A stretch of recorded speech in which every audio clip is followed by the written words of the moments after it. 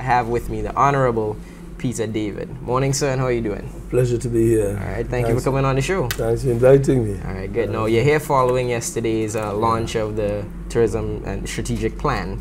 So tell us a little bit about that. Give us the outline of the plan. Well, basically, we've decided to establish or develop a new strategic plan. As you're well aware, tourism being our most important industry, we believe that it's critical that we reposition it in this economic crisis. So, of course, yesterday was about laying down a foundation, putting in place a mechanism, of course, with a vision. Everybody knows that tourism is important, but sometimes we are not focused on delivering, and we are not focused on implementation. In Grenada, we have wonderful ideas. Everybody has an idea. Everybody has an opinion. But what we are short on is a mechanism and an implementation process to get things done. So yesterday was, on the one hand, about vision. On the one hand, speaking about the importance of the industry. On the other hand, looking at what we've done and what we can do. But I think most importantly, it was about putting in place a mechanism, a process through which all of us, not just us at the ministry or us at board, but through which Grenada achieves the objectives that we have set for our tourism industry. Okay, good. Now, you spoke about implementation.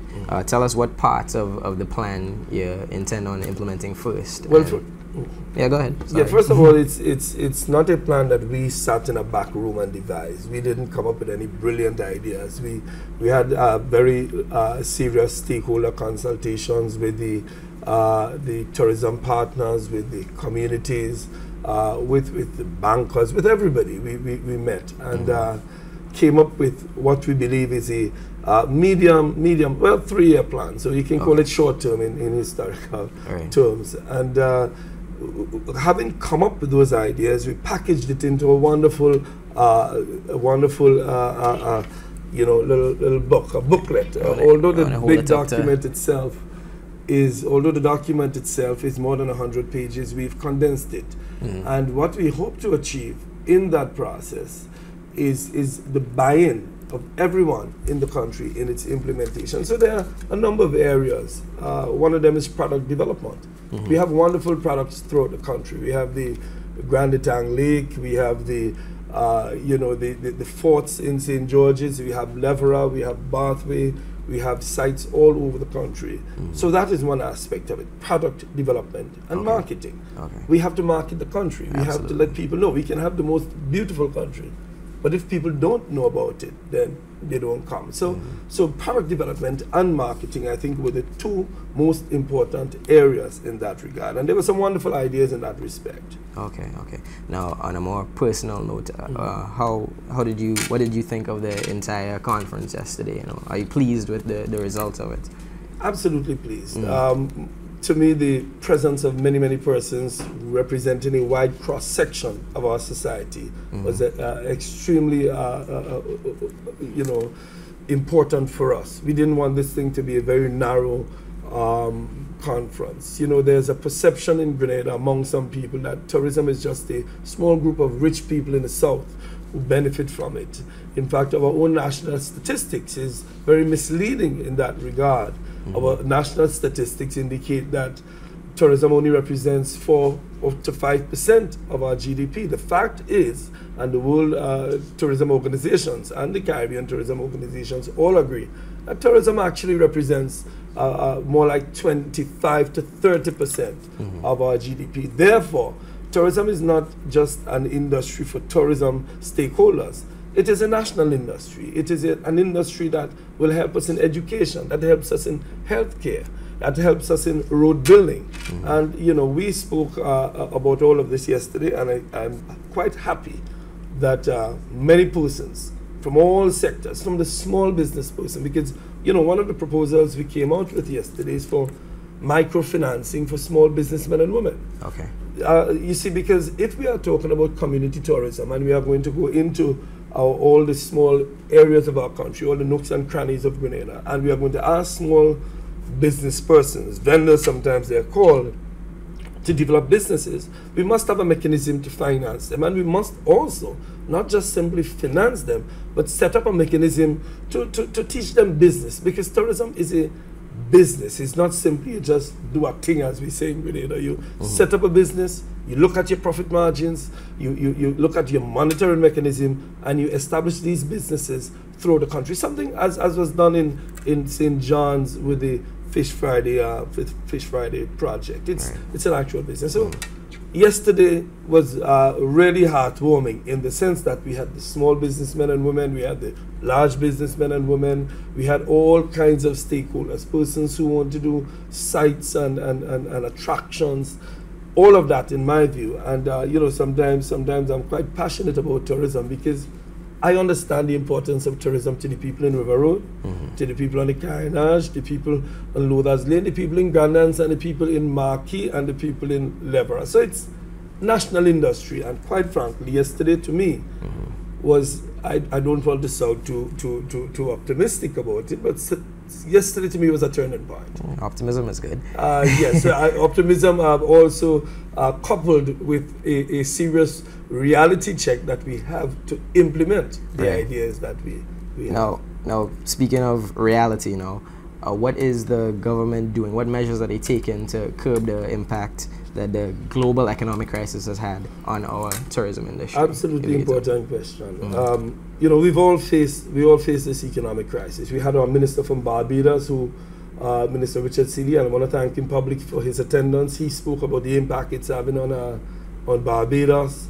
We had Honorable Richard Skerritt out of St. Kitts. He's also the chair of the Caribbean Tourism Organization. He spoke about its impact throughout the region. So what we are facing in Grenada is not peculiar to Grenada. You hear it in North America, Europe. And the difficulty we are having is how do we come up with alternatives? But as I said yesterday, how do we come up with responses, sorry? As I said yesterday, historically we've been a resilient people. We've always been very creative in our responses, and there are several ways. For example, in marketing, we have, you know, many well-known sportsmen and women. We have Kirani James, Rondell Bartholomew. We have, you know, Lewis Hamilton. Know, Jason Roberts. Many well-known international personalities in sport. We need to develop those as a means of a marketing tool.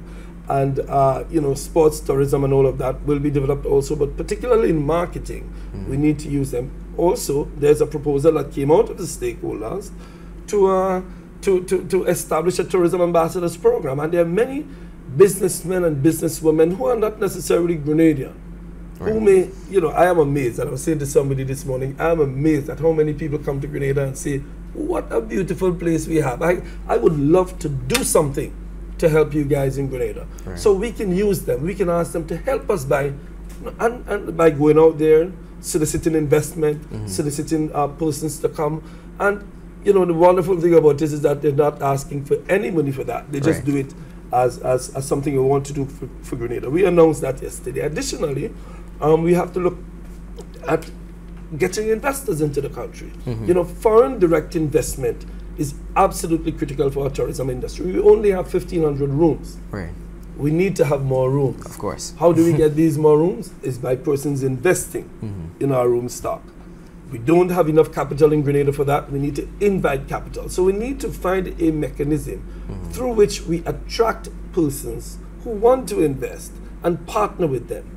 In addition to that, we have called, and we called yesterday, for local businessmen and women to come together. You know, one of the things we don't sufficiently do in Grenada is come together to form consortia of business persons to take on a project. For example, we have Fort George, Fort Matthew, we have Grandatown, a group of businessmen, young persons like yourself too, can come together and say, let us put this project together and let us approach the government for assistance, be it concessions, be it some partnerships with capital infusions, but things like that can be done. So yesterday, in my view, found a real audience for proposals like those, and I am absolutely optimistic going forward that we can implement them. Okay, good. Now, we're talking about the global economic crisis, you know, a subject that seems to come up a lot in our discussions and so on. But what people want to know is, when will it end? You know, how far along are we in this? You know, are we close to the end? Are we in the middle? Are we still at the beginning? You know, give me your view on it. If I had the answer to that question, then I would simply hold back on the answer, and I will call all these international experts and give them the answer and ask them for a couple of $1 million. I don't think anybody has the answer to that question, but what we do know is that we cannot wait for the end of the crisis in order for us to come up with a response to the crisis. Right. And while we wait, because you know there was talk about us coming out of the crisis late last year, and then we heard the term double dip recession, meaning that we're going to dip again. We heard about growth in North America, and then we heard that this growth is a growth without jobs, which doesn't help us because we are concerned in our source markets, in places like North America, and places like Europe, and places like Canada. We are concerned that then when they grow with the jobs. Why? Because we are interested in them getting persons to fly, and for persons to visit, they must have money. But you know, we must find responses. For example, at the moment, there's a, and I know you're going to have them on your show, a couple of cricket teams in Grenada. That is good for us because when they come into the country from Canada, from Britain, from Trinidad, when they come into the country, they come in with their monies. And tourism is simply about this. It's about people in the world wanting to enjoy the beautiful things in life. They look for the places where these beautiful things are, like Grenada. They go to those places with some money, they spend the money, and then they go back and spread the word. We hope that when they come here, they spend enough money to help us to get out of this economic crisis, because I believe that tourism is the key way. This industry that we're speaking of this morning is a key industry that is going to take us out of this economic crisis. And I believe that as a government, we are looking at initiatives. As a private sector, we must also find initiatives to help develop our national economy, not just our tourism economy, because when tourism develops, agriculture develops, construction develops, every sector develops. And that is why I am absolutely optimistic after yesterday that we are getting that critical mass to agree with this so that we can build our industry, not just tourism industry, but our national economy. Okay. Thank you very much, Minister, for coming in and sharing your expertise with us and telling us about your experience yesterday at the conference. All right, ladies and gentlemen, Mr. Peter David, Honorable Peter David, coming in and talking to me this morning. Thank you very much for coming on the show.